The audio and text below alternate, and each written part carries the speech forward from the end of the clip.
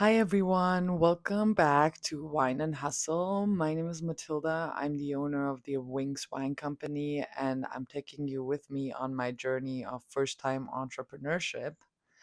And today marks the 1 month anniversary of Wings Wine. We launched exactly 1 month ago, and it's been an emotional roller coaster. I'm telling you guys, I'm really happy at the moment, but I did like have definitely some rough periods this month, but you really just have to keep going.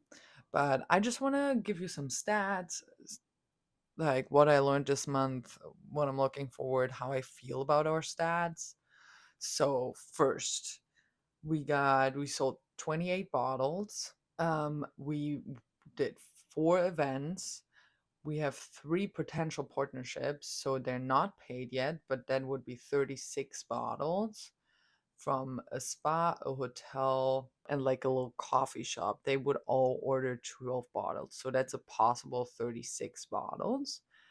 The owners have confirmed, but nobody has paid, so I don't count that as sales for this month because you never know if they're gonna like jump out or something.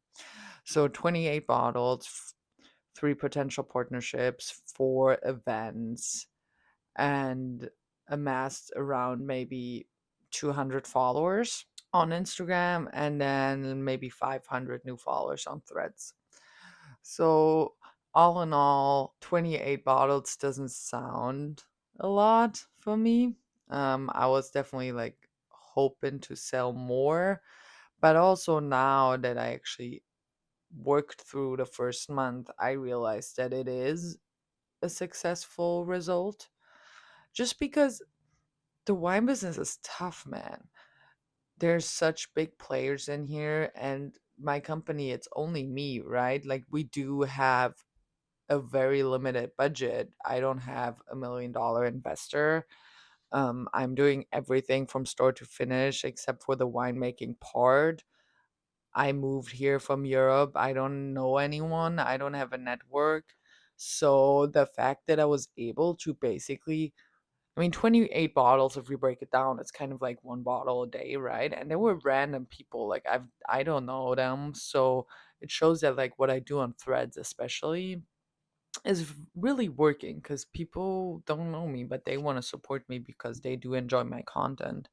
So that's something that at the beginning was disappointed, but now I'm actually like proud of myself for being able to just selling to people that don't know me and that not don't necessarily have a reason to support me, but they want to support me because they follow me on Threads, and that shows me that I am actually having running a good social media strategy, and that's something that I am proud of. And then as well, just the visibility at events. People have asked me back to events. I got referrals after doing events. So people really enjoyed my presence at events, which also is then another layer of showing that this is something I'm doing right. And now, after the first month, right, I had my first event where I was actually able to sell bottles, right? So, like, we started off kind of like just like giving away free wine, but I feel like I did so many events this month that I learned so much that I have a way better understanding to get events done that actually give me the opportunity to sell. So that's something that I'm super excited for, super proud of. And these events, I think they're gonna really add up with time, and especially just getting the followers, right? It's really all about the followers because they're gonna be in there in the future and they're gonna see my stories and see my posts. And I hope that whenever, even if it's in 4 months, they maybe will order something. So yeah, I would say that I definitely worked hard on that, worked hard on getting these events. So that's something that I would definitely put as a good thing. And I think that's what I'm saying is also like it is a learning curve. I started having events where I gave away like 12, 13 bottles, and it's just too much, you know. Now having my last event, giving away 4 bottles, but also selling 4 bottles and a hat, right?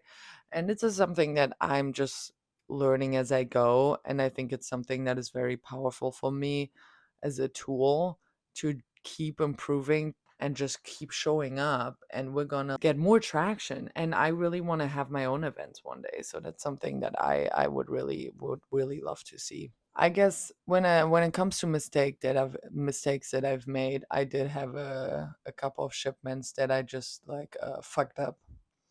So I did lose money on that, so I have to make that money back. That's something that happened right at the beginning, and